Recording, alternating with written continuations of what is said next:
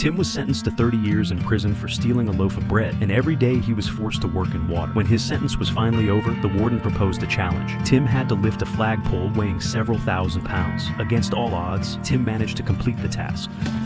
The warden handed him his release papers, but Tim soon discovered that he was still labeled a dangerous individual, required to report to the police every week. Tim was furious. He had stolen the bread to save his nephew, but was sentenced to 10 years. However, due to the warden's personal vendetta, his sentence was extended to 30 years. Now, just as he was about to be released, he couldn't even taste true freedom. Despite his hatred, Tim gritted his teeth and accepted the release. What awaited him, however, was an even harsher reality. He was rejected for jobs, and even turned away by a stable owner. Get out. On a cold night, the only place he could find to sleep was by a tombstone. Just then, a priest appeared, inviting him into the church to escape the snow. The priest had food and a bed ready for him, but Tim, desperate and filled with despair, stole valuable items from the church and fled. When the police caught him, the priest explained that those items were gifts for Tim, and even pointed to a candlestick, saying Tim had forgotten to take the most valuable thing. With no choice, the police let Tim go. The priest advised him to use the silverware to live an honest life, which planted the seed for Tim to change his ways. 8 years later, Tim had reinvented himself as Max. Using the silverware from the priest, he started a factory and became the mayor. Despite his best efforts to help others, poverty and homelessness still lingered in the city. Max discovered that a worker named Vanessa was being harassed because of her beauty. He intervened to mediate the situation, but when he looked up, he saw a familiar face, the warden. When Max met the warden didn't recognize him. He only felt like Max was an old friend he hadn't seen in years. This unnerved Max, and he almost exposed his true identity.